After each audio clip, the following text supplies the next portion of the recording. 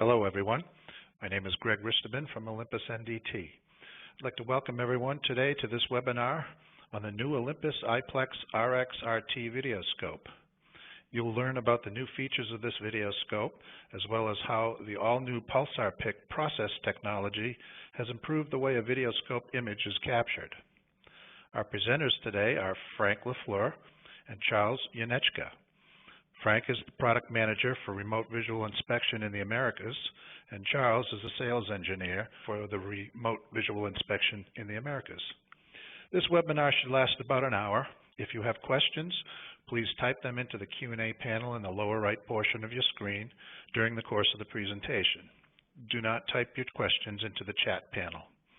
If we don't get to your questions during the live webinar, they will be addressed personally either by email or by phone after the event is over.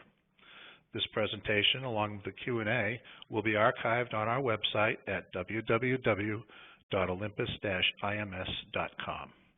Now, without further ado, I'd like to turn the presentation over to Charles. Charles, take it away. Thank you very much, Greg. So, the new IPLEX RT RX. What do you get with the new RT RX?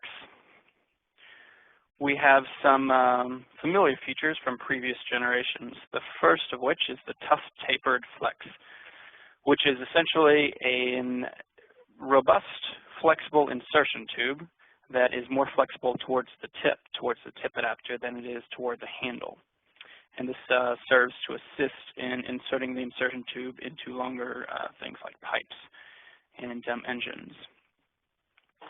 Next is an improved true feel articulation. The true feel articulation has been with us in previous generations, but this RTRX has an improved articulation where the stress on the wiring and the actual articulation angles that are possible are much greater than previous generations. Pulsar Pic technology. This is a new technology and new functionality for the IPLEX family, and it's a relatively large concept and a very intelligent one, where there are a lot of video processing and image enhancements that are done behind the scenes that don't require very much user input. And we'll discuss further all of these topics momentarily. Wider is available on the RX only, and it is the same or rather similar to the wider functionality used previously. In-help report generation system. We recently introduced the in-help report generation software onto our scopes. The RT and RX both will come with the in-help capability and functionality already loaded onto it.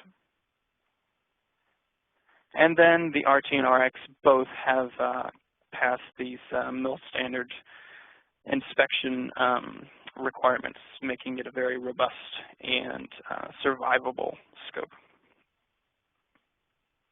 So the basic outlook for the scope, you have the essentially three main concepts. You have the scope control unit, which is the in the upper left of the screen.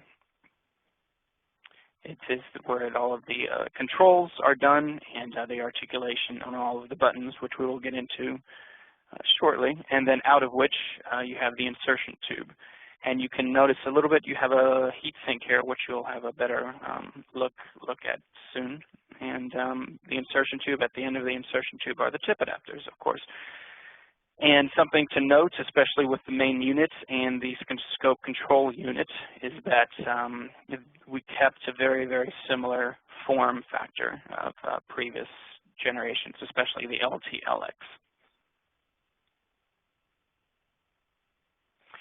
So the true feel articulation. This is essentially the true feel on its own. This has been improved on the RTRX, but the general idea is that you have a direct connection from your articulation joystick all the way down and around the pulley that is always rotating inside of the scope control handle, and then it goes throughout the insertion tube and ends up in the articulation section. So when you pull, on the joystick. It tightens on the wire that goes around the pulley, and then that tightening of the wire grabs the pulley, and then the pulley in turn grabs the wire, creating the articulation on the end of the scope. And then when you release the joystick, there are springs in the joystick assembly that bring the joystick back to its center position so that there is no need for a center or a home type button. So I want to stress and reiterate that it has been improved. There is less stress on the wires. There's more room for the wires and the light guide bundle, which Frank will get into later. But also we still have the same true field articulation, meaning that when you articulate the end of the insertion tube using the joystick, what you're feeling is the actual articulation. There are no servos or electronics in between you and the articulation. So we just spoke about the articulation. That in combination with the tapered flex means that it is very maneuverable inside of piping structures. And combined again with the articulation, it is still, even with multiple bends, able to achieve very high angles of articulation, again with the improved technology for the articulation. And the tapered flex is, so in this picture here, it is more flexible near the end, near the tip, that you can see the light coming out of here. It's more flexible here than it is at this end, and the reason for that is you want the flexibility at the mode of entrance much more than you do here, because the more rigid it is here, where you're inserting it into the pipe, the more push you'll get overall. So the Pulsar Pic processor. We have a new imaging system, and we combined it with a new illumination system. Those two together create what we call our Pulsar Pic technology. There are 3 nodes for achieving a better image, and underneath each one of these 3 are the ways in which we achieve them. A superb image quality. We have a new CCD sensor in the RT RX. We have improved optical tip adapters in the RT RX, and then a new 14-bit dynamic processor. So these 3 together are the main reasons or main ways that we achieve a superb, newer form of image quality. Next is best possible illumination, achieved through pulsed illumination system. Frank will get into a little bit more detail later, but essentially the darker the image is, the longer the pulse. And essentially think about it as the closer your target is to the tip adapter, the scope will be able to recognize that, and it will shorten the amount of pulsing light that is emitted from the scope. An improved light source design. We now have with the RTRX an LED, a large super bright LED in the handle, the light of which gets carried through the insertion tube and then is output at the tip adapter. And then an increased CCD sensitivity, just simply combined with a larger light source and pulse illumination creates a better, brighter image. And then clever processing via Pulsar Pic. Again, Frank will go into a bit more detail, but essentially there's very minimal user input required to achieving a good, bright image. The Pulsar Pic essentially does many, many different things in the background. Image control. The user input that is possible are things like a 4-step sharpness adjustment, where you essentially go from a -1 up to a +2 and adjusting the sharpness, and we'll see examples of that later. A 3-level color adjustment, where you get into things like monotone, monochrome pictures, natural kind of coloring, and then a vivid, where you want to get the colors to pop. Again, examples are to follow. And then a 2-stage wider system, which is our high dynamic range adjustment functionality. It essentially brings the darker sections of the picture, makes them brighter without washing out the areas in the foreground. And then a 10-stage brightness adjustment. These first three are user inputs to help improve or enhance even further the image. This fourth one is what is going to be controlling the Pulsar Pic. So essentially all you have to say is increase the brightness, and then this Pulsar Pic technology or the processor does about 4 or 5 different things automatically.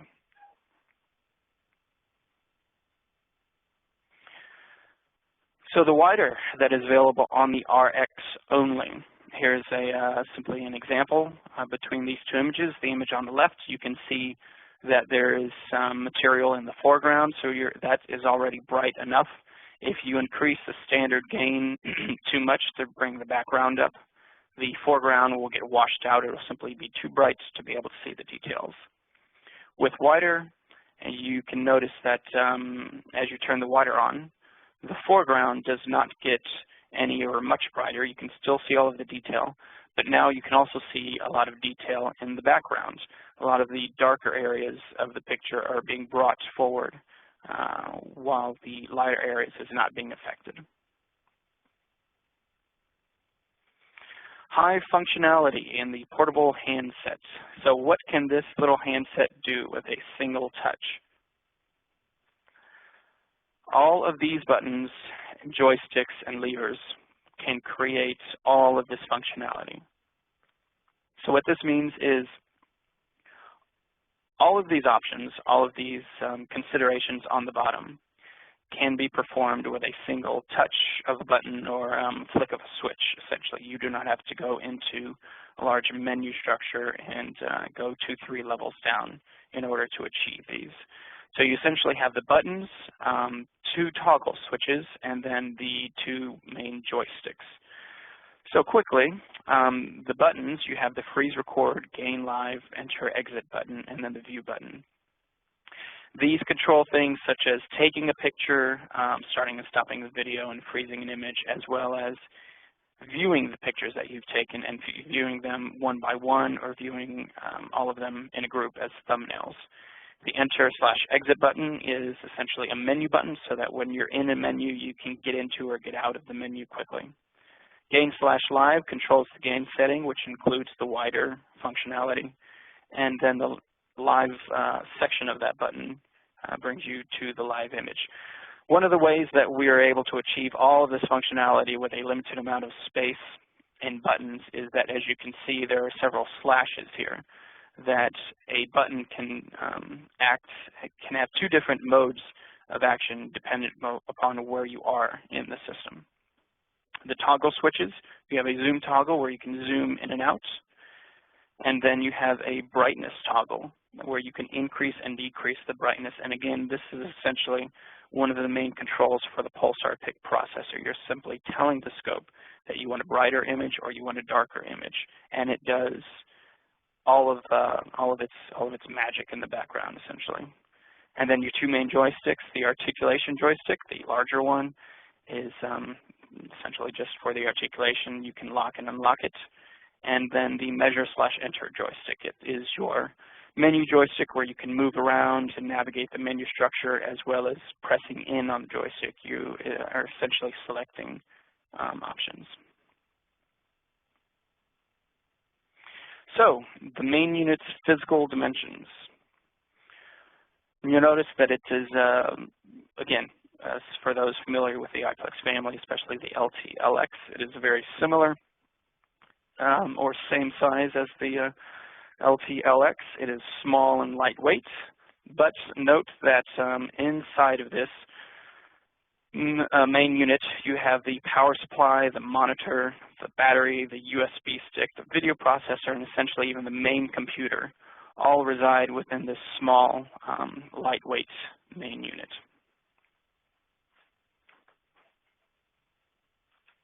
So, how to set up the versatile main unit. You can place it on its stand. You essentially rotate its handle back behind itself, and you can have it angled up towards you if it's on a table on the floor or something like that.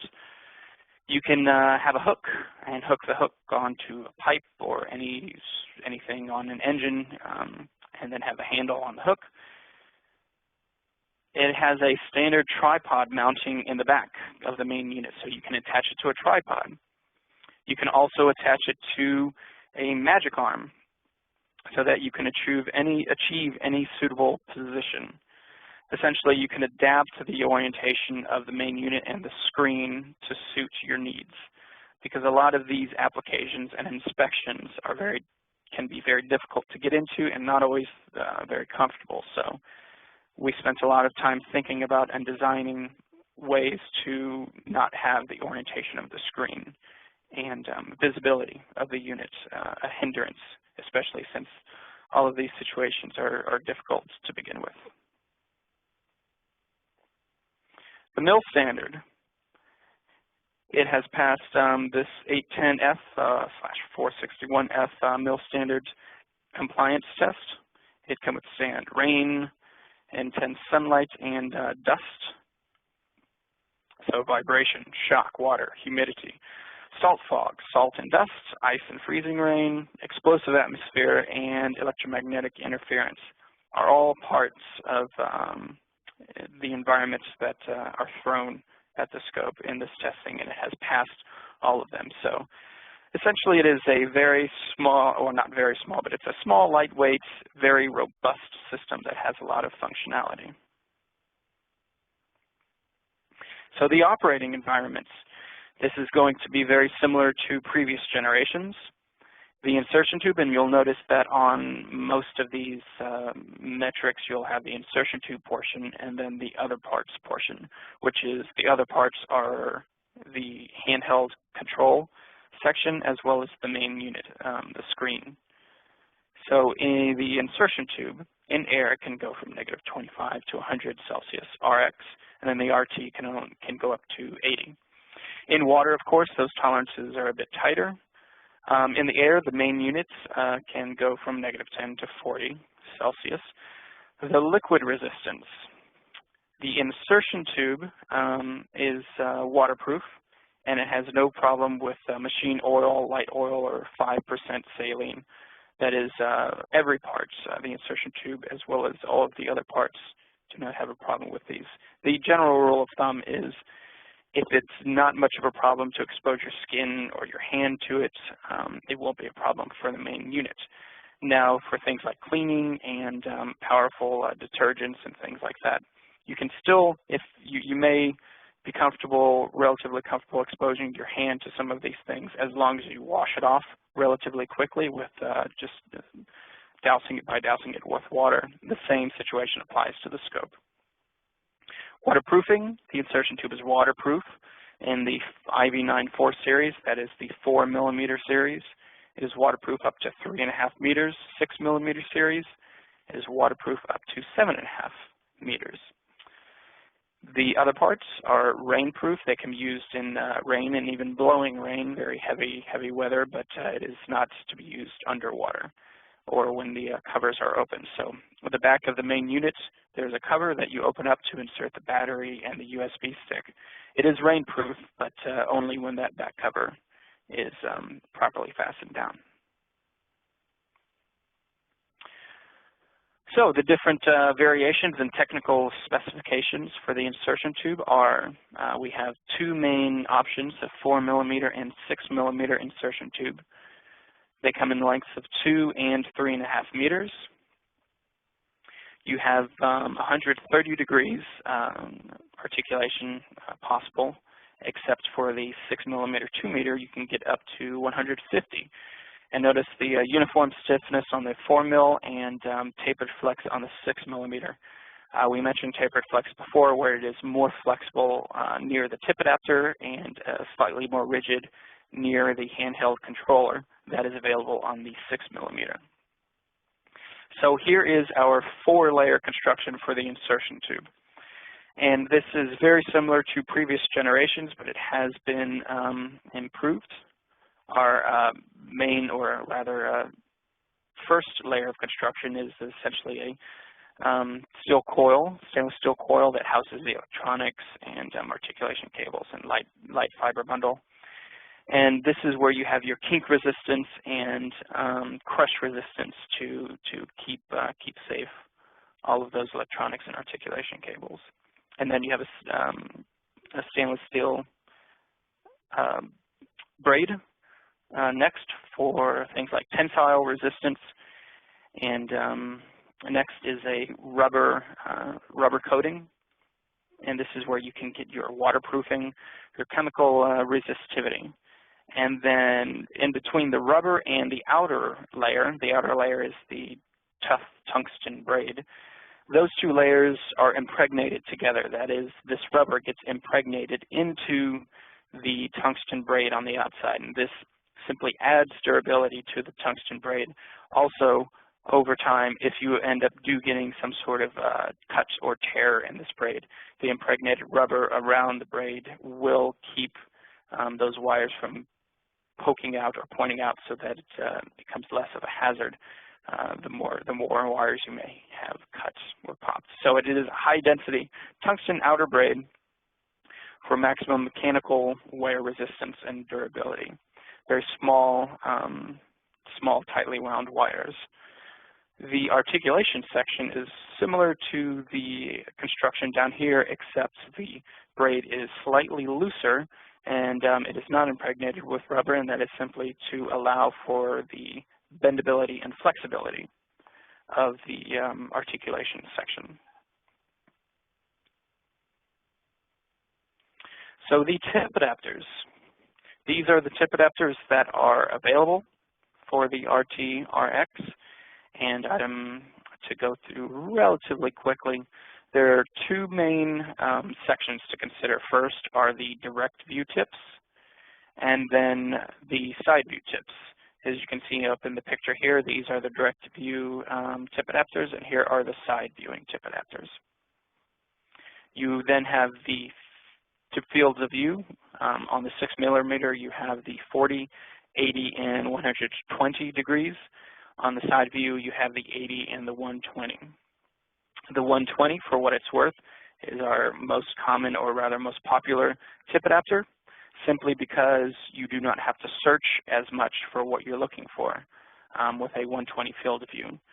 The 40 and the 80 are available and useful in some applications, because even though they have a smaller field of view, they do have a bit of a zoom effect. So it is very applicable and helpful in larger cavity situations. And then the depth of view. So we have near focus and far focus options on some of these tips, and that simply is where from the tip adapter, how far away from the tip adapter will your target be in focus. And you can see the depth of view in millimeters here. It changes from tip to tip, but the near focus, of course, starts at around 9mm to the side near focus even starts at 1mm and goes up to 25. And then the far focuses, all they can some start really close, but they all do go to infinity up here. And then on the 4mm, our options are 80 and 120 for the direct, and then 100 for the side focusing. And then here's the depth of view for the far and then near focus. And then not now, but in May of 2014, stereo will be available. And so when it is, we will have the stereo tip adapters, 50-degree field of view for the 4mm insertion tubes, and then 60-degree fields of view for the 6mm. So here is the RT-RX system chart.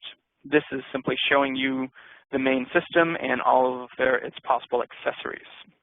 So you have the main unit, its carrying case, and then from there you have accessories such as a shoulder strap, a fastening belt, insertion tube fastening belt, which essentially helps keep it coiled, optical tip adapter case holder. You have a hard plastic tip adapter case, and then you can put it inside of the soft cloth case holder. The RT-RX has a VGA video output, so you can have a VGA conversion cable to come with it, and that can be connected to an external monitor that, of course, accepts a VGA signal.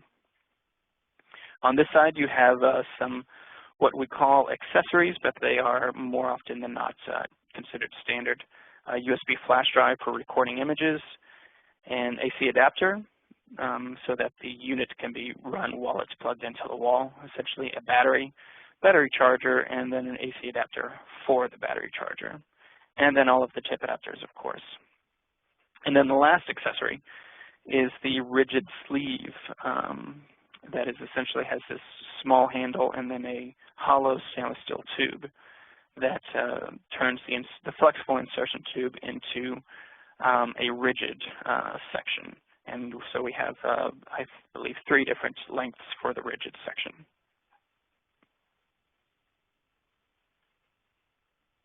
And so here are the optional accessories. So it is time to hand it over to Frank LaFleur, the product manager for RVI in the Americas. Thank you, Charlie. I hope you have appreciated the overall layout of the presentation so far to show you what we have to offer on the RTRX. And what I'd like to do is now explain to you some of the more advanced changes and details that we've been able to incorporate into this new equipment. To start with, the Pulsar Pic image processor.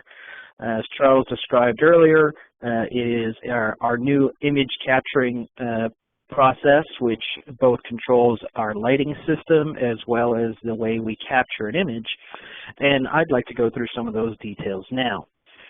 The first is how it controls the light level. Now, as Charles already discussed with the brightness setting on the handset, that is the simplest and easiest one-touch way for a user to control it. In the background, however, Pulsar Pic processor will control many things in order to get you a better, brighter image. Some of those things include the voltage or the intensity of the light output, the quickness or the intensity of the pulse, how fast it will pulse. It will coordinate it with the exposure of the CCD or overexposure of the CCD. It will adjust the gain control. It will adjust the wider dynamic extended range. It will even switch to monochrome. And this graph is just to show you an example of all the things that are being done at any given time. But what we can really show you is what it will do for you when you try and take a picture. And here is one such example. One such example shows here a flare point where we've got a very high reflective surface where we lose many of the details, such as the thread details, but also with a great light intensity. What often happens is you'll get a flare which drags its way down, all the way down the screen here. With our pulsing technology controlled by Pulsar Pic, you'll notice that you can get all the threads, all the details, as well as no flare point.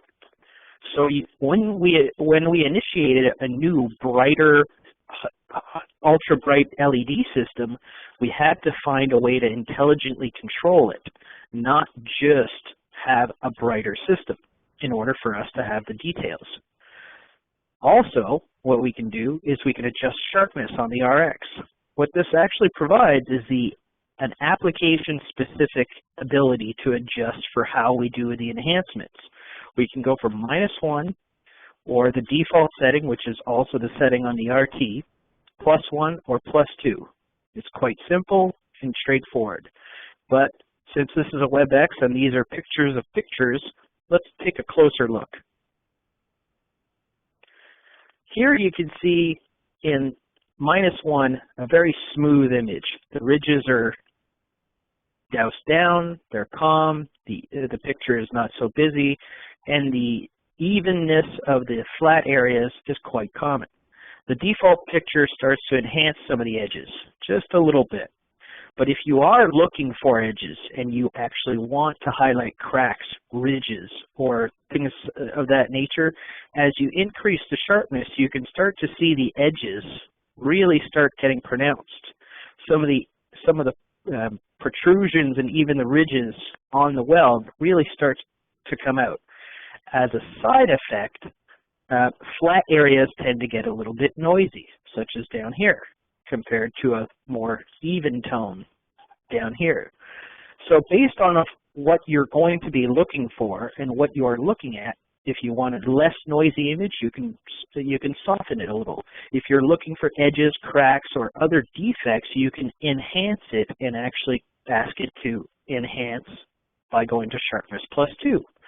These settings are also taken into consideration by PulsarPic, and so it will intelligently adjust the sharpness, it will intelligently adjust the brightness in order to get you the results that you need during your live inspection, not only on the still images. The next thing that PulsarPic can do is adjust the color saturation. We've discussed already, and we've seen many pictures at natural tones, but we can also enhance them by going vivid to emphasize blues and reds. Also, we can go to monochrome, which will allow for users to detect defects on metal and metal surfaces a little bit more easily. Here are examples of what we actually do. Here is our natural color. Our natural color reproduces colors very, very well.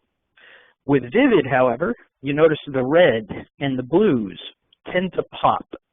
This is helpful for corrosion inspections or heat affected zones or other color sensitive applications. On monochrome, it levels the image and makes it much calmer and easier to read. As an example, here we have a picture of a weld and some corrosion. You'll notice here around the corrosion, it is subdued. Still very true, but subdued. While in the vivid, you can clearly see the corrosion popping out of that weld. Also, in the gray areas where the heat from the weld was actually applied, you can see that once it's put into vivid, the color difference between the blue and the heat compared to the regular pipe color is much more pronounced. So you have the ability to adjust this based off of what you wish to find and what you wish to see. So those are three of the major things that PulsarPic does as in function of also having a new lighting system. Here are some examples of what it actually results in. So the LX was always very good with the LED technology of keeping the entire image very bright. But as a downfall, with a lot of light, there was a reflection, and we would lose, as you notice here, the grid entirely. Also, the LTLX had a lower resolution CCD, and so you can see it down here where the edges are not completely clean. Here, the edges are completely clean with no pixelation, and with the reflection control from pulsing the light source, we can actually see more of the grid. Here you can see the real resolution come out in the small details, as well as the details being reproduced in the color compared to the LTLX, and you'll also notice a flare point. The other thing that we've been able to do with the PulsarPic processor is improve the noise reduction. The noise reduction typically comes into play in darker areas when the gain is being amplified. So in the darkest area here, you'll notice there's a little bit of noise. You can still see fairly far, as the LX was a very good scope, but we've improved it so the light projection goes even further, and not only does it go further, but it also reduces the noise in the area, so it's a much cleaner image. Here you see another example of how much more resolution we can get out of the RX versus the ultralight in this example. Also, we've got a similar image where in the weld area here, you can see much more resolution compared to the LX. Also, the color reproduction is very true, as is the pitting, similar to the LX. Then we have some comparisons against our FX, which was an excellent scope. However, in a reflective area, such as a gearbox, if we increase the brightness on the FX picture, the entire image would get washed away because this gear is quite reflective. And rather than wash away the entire image, we would have to lower the brightness so that we could see the gear. But you wouldn't see serial numbers or the entire number on the surfaces. With Pulsar Pic, with pulsing and with the reflection control, we can have a much brighter image as a whole, as well as much more resolution to be able to read the numbers on the gear or the numbers on the parts. This is an example of just how much light output we have when we actually just let it go. The FX here was at with its maximum light output with a 22-inch fan blade shrouded, and even with the amount of light that the FX had, it doesn't nearly come across as much light as the RX has. So we've improved the amount of light quite a bit, as well as its projection and how far it goes. So keep in mind that these two pictures are of a 22-inch fan blade.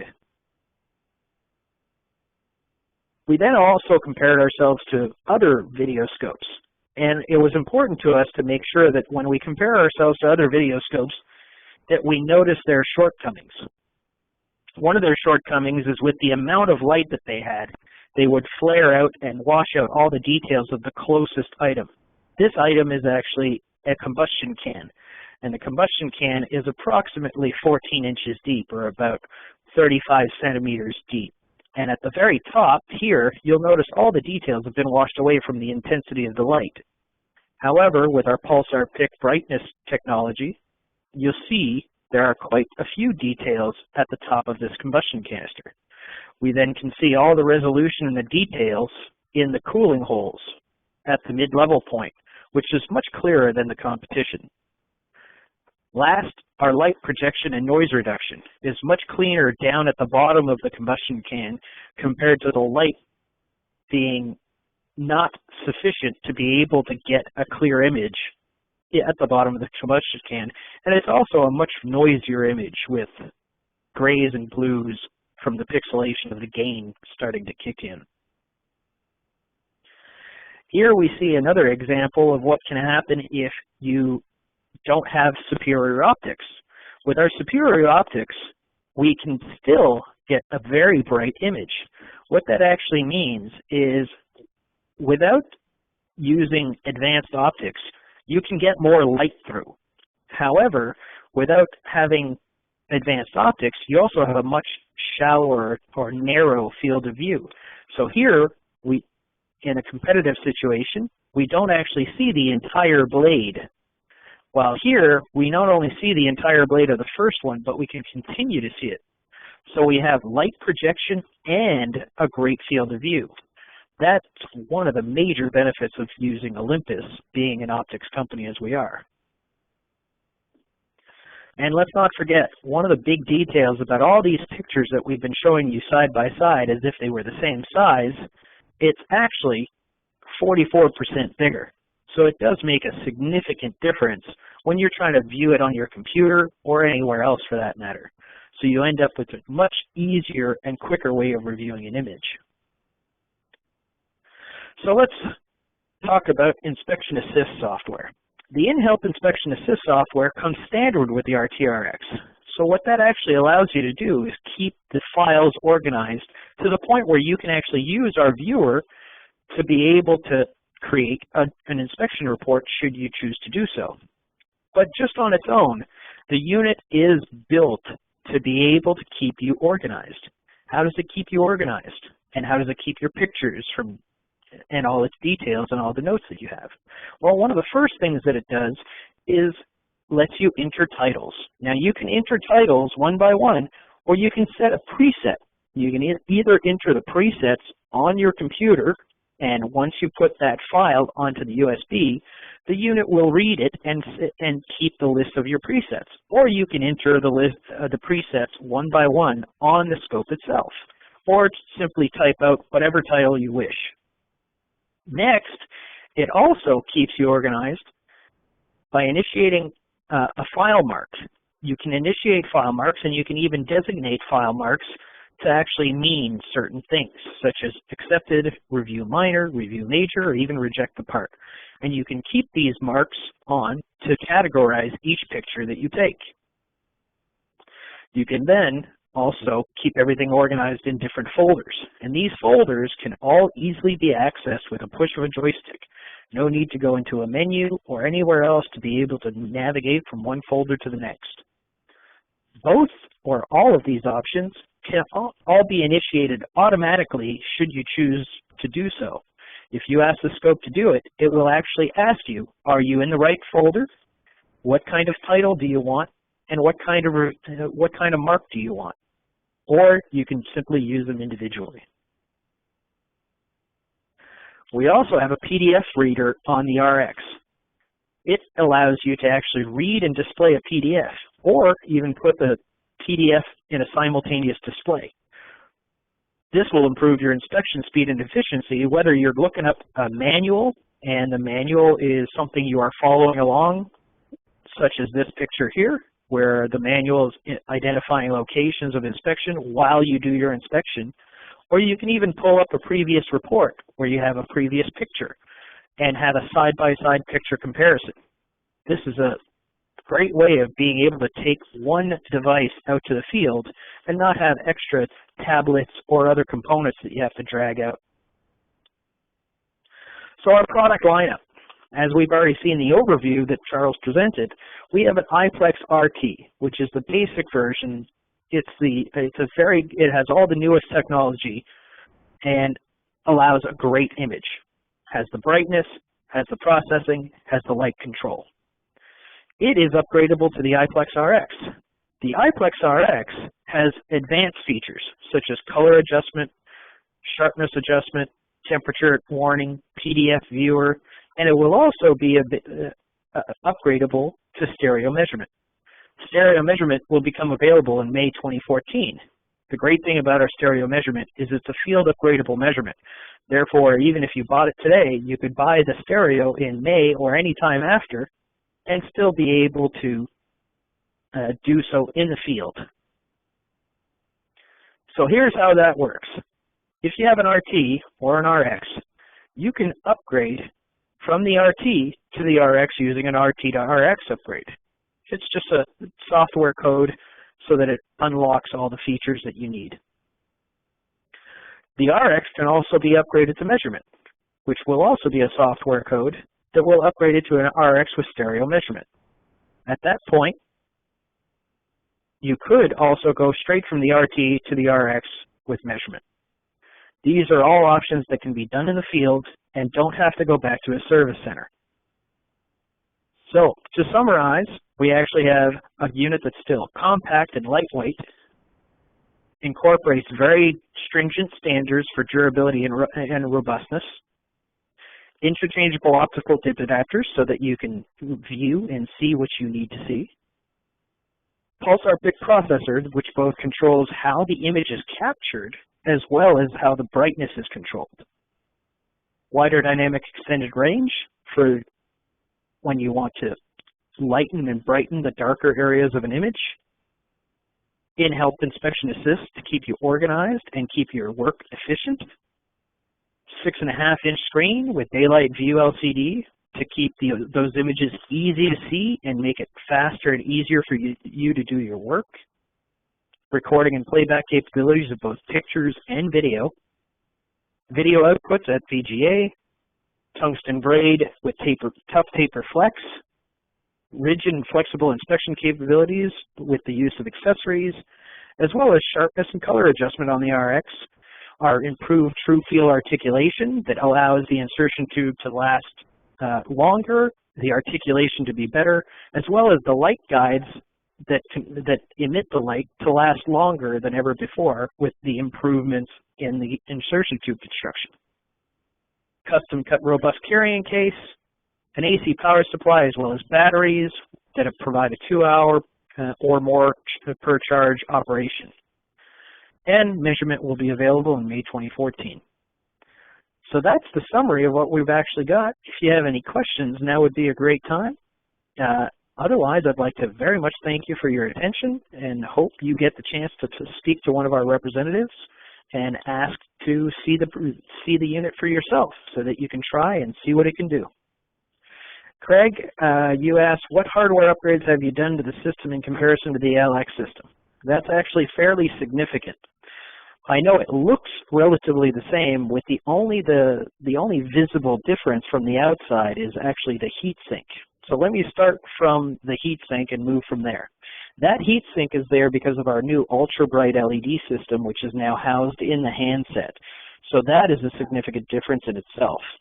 That is there to keep the LED extremely cool. It's a large heat sink that prevents the LED from heating up, even though it's a very high intensity LED. That will provide the longest possible lifespan from the LED. The light from the LED goes through a light guide.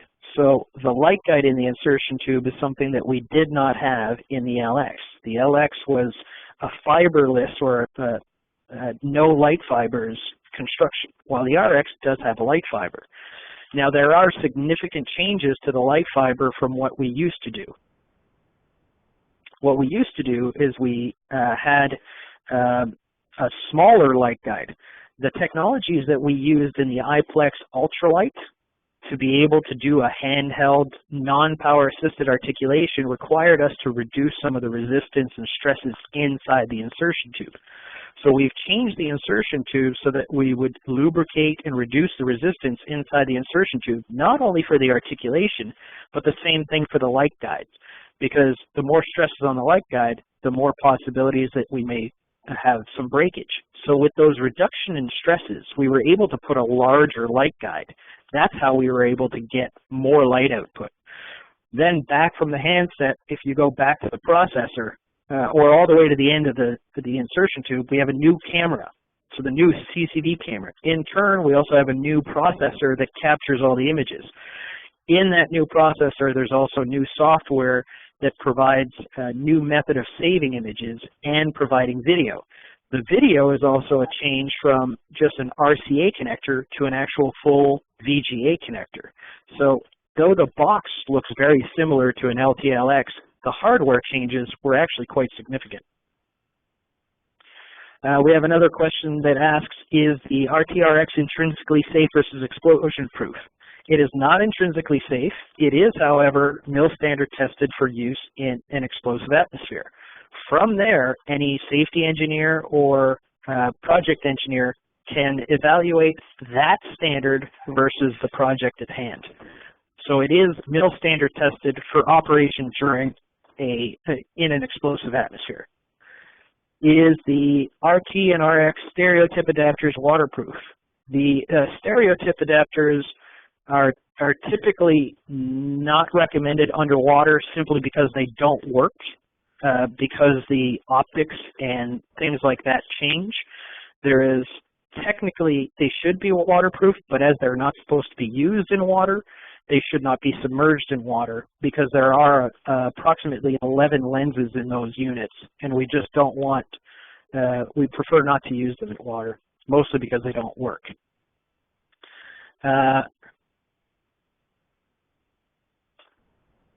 How much is the 6mm tip and a 2-meter probe? I would invite you, if you have any questions about pricing, as this is a worldwide webinar, contact your representative and we'll be sure to answer any and all questions that you might have about price, accessories, or any other offering that we might have.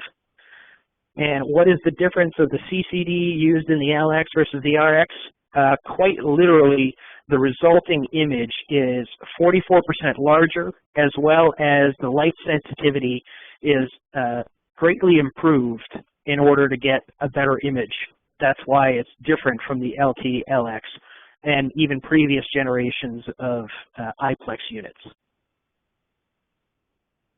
There's a question, could I put the tube in the sea, for example, to inspect the bow thruster of the boat? Yes, you could. Whether it's the sea or whether it's salt water or a lake, you can put it in a body of water without any issues. There's also a question about regarding the preset titles and can you create your own list? You can create your own list. Not only can you create your own list, you can create your own list either on the unit itself, where you can enter one title at a time and save them as entries, or you can even make a simple, basically a text file, which is actually a .dat file. And once that file is located on the right location on the USB and you boot up the unit, it can actually read all the different presets that you make.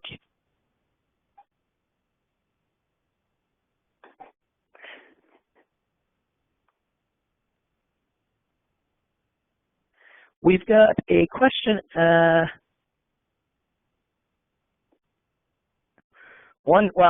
We've got a question about how can we differentiate from a Chinese product. Well, one easy way to differentiate it from a Chinese product is the Olympus brand. All our products are made in Japan. Nearly all our subcomponents are made in-house. And of course, the key components such as the optics and the optical tip adapters are all made by Olympus for Olympus. So other than a major name brand, sometimes it's actually difficult to find out where some subcomponents or even an entire product is actually manufactured. But one thing that's for sure is with an Olympus product, you're getting a very high quality product and manufacturing process. We also have a question about how the light is delivered. The light is delivered in a kind of a neat function of LED and light guide. So we have an LED in the handset. The reason why we have a new heat sink is to be able to dissipate the heat generated from this ultra bright LED. The light guide is an improved light guide from any previous technologies we have. Through the technologies that we've been able to develop with the ultralight, the IPLEX ultralight, the technologies we needed to develop to be able to make a very well-articulated small handheld scope included some reduction of resistance and lubrication methods in the insertion tube. Those same technologies not only allowed us to have an improved true field articulation, but it also reduced the resistance and the stresses that are put on a light guide. This allowed us to put a larger light guide into the insertion tube with more fibers and allowed us to transmit more light than ever before from that ultra bright LED in the handset. So it was critical to make these improvements to the insertion tube to allow us to have the highly resilient and robust insertion tube that we all have come to expect from Olympus, but also to increase its size so that we can transmit more light. Beyond transmitting more light, we needed a very bright LED, and the way that we were able to do a very bright LED without risking damage to it because of heat was we put a large heat sink. And this large heat sink is wonderful because it never gets hot. The reason why it doesn't get hot is because it's dissipating enough of the heat of the LED. If a heat sink actually gets hot to the point where it's actually hot to the touch, then you wonder, is it dissipating enough heat away from the LED, which is what could cause an LED to fail prematurely. We've made sure that not only have we improved the technology for the insertion tube, so you end up with a very long and very bright light guide, but you also end up with a heat sink that functions exceptionally well so that your heat is dissipated to the point where you'll get a long life from the LED. Currently, the longest length of scope that we currently offer is 3.5 millimeters, or 3.5 meters. In May of 2014, we will also launch a 5 meter and a 7.5 meter version of the IPLEX RT and RX.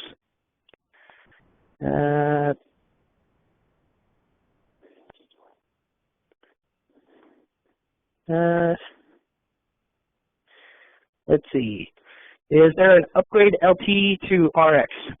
Though the LT and RT visually look very similar, the bodies are just about the only things that are similar. Almost everything else, the processor, the battery, the main boards, the light source, the insertion tube, all of it is quite different. For this reason, there is no upgrade from the LT to RT. Effectively, it would be less costly to just buy a new unit than to try and retrofit an LT or an LX. The expected lifetime of the LED is upwards of anywhere between 8 to 14,000 hours. It just depends on usage, brightness, conditions, etc. But typically it should be longer than any insertion tube used under industrial conditions.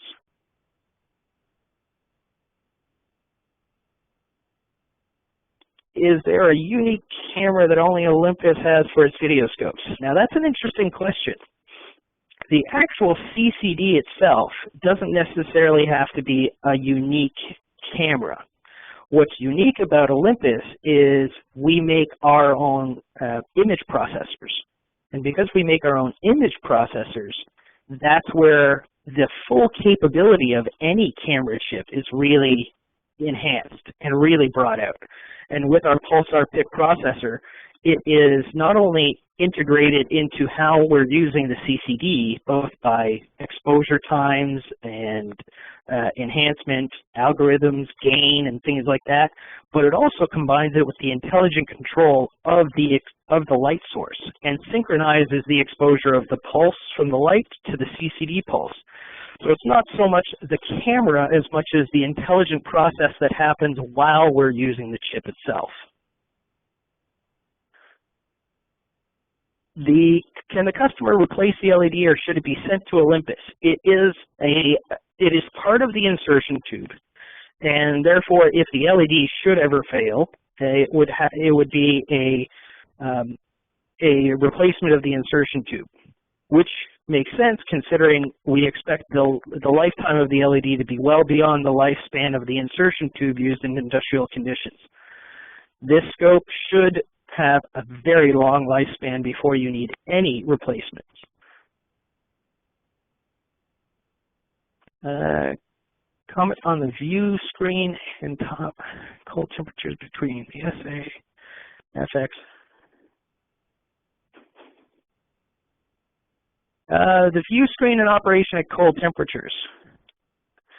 That one, Richard, I would invite you to email us to get some greater details as far as the cold temperatures that you may be operating at. Just like any other screen, depending on the amount of heat generated by the screen and depending on the actual negative temperature or cold temperature, all screens will behave slightly slower in poorer quality, but to the extent of comparing it to the SA, the FX, LX, and the RT, I'd simply have to understand which temperature you're operating at. But because of the compact and resilient unit that we do have, our LCD will still have a very bright image, though it may lag a little bit at very cold temperatures.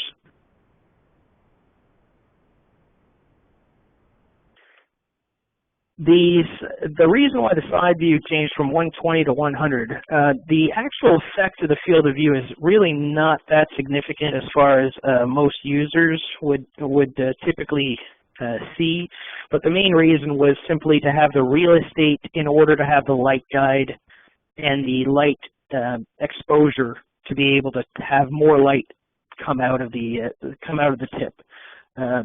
As opposed to an LED at the tip, which could be placed almost anywhere.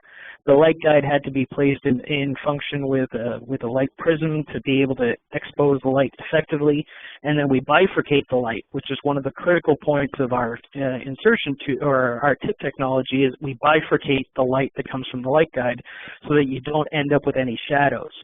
Because we had to bifurcate that light, we needed a little bit more real estate, which is also why we had to go to 100 degree field of view on our side view. Could I clean the tube with a tip of ultrasonic and fluid, for instance, for inspection of clean vacuum parts? The question is, could I clean the tube with the tip in an ultrasonic,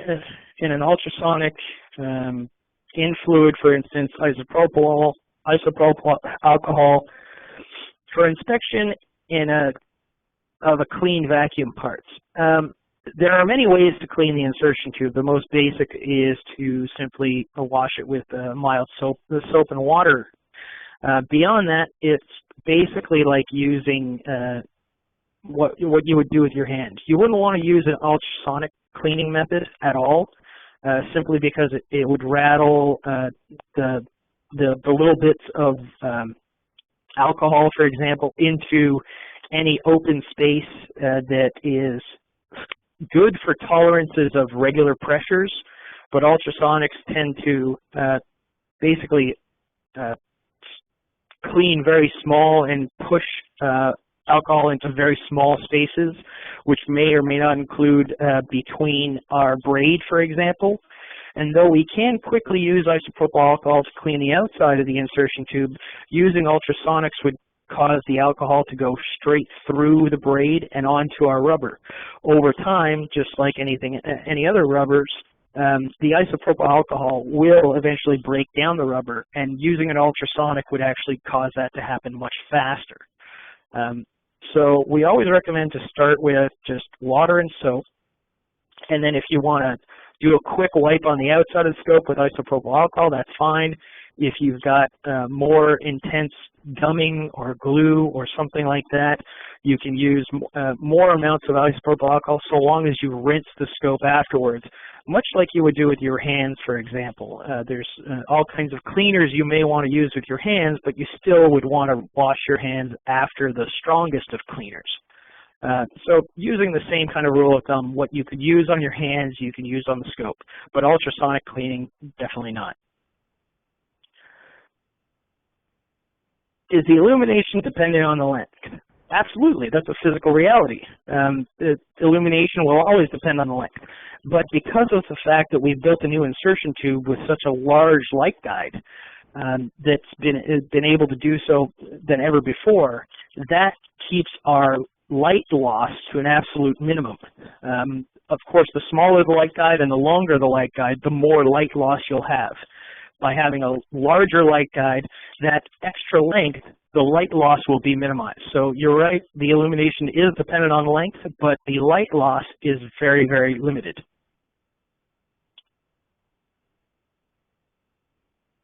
The presentation and webinar has been recorded, so it's available. It will be available. I believe Greg will send us the link so you can access this webinar in the future.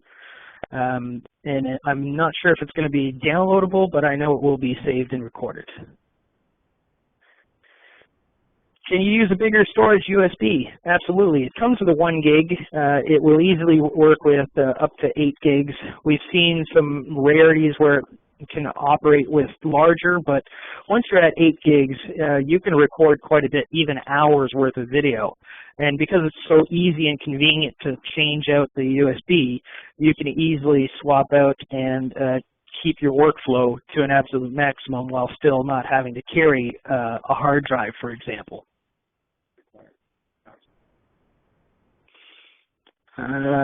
Also, the larger USBs and the larger hard drives require more power, and because this is a battery-operated scope, we want to maximize the operation of the battery.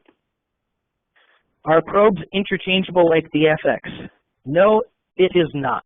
Part of the target with this scope is that we want it to continue to be a very cost-conscious scope, and as soon as you include technologies that make it possible to interchange scopes, there is a price increase because of the extra materials and technologies that are required to do an interchangeable scope.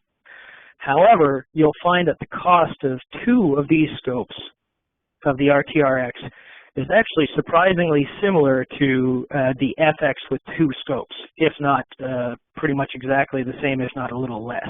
So you can still get great value for 2 scopes.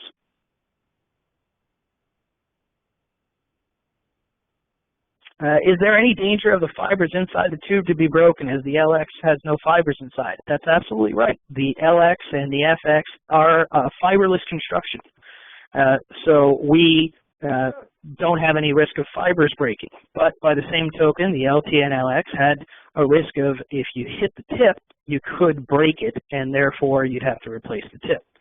The light fibers, there's always a risk of breaking light fibers. If you really, really bend it and kink it, you could break some light fibers.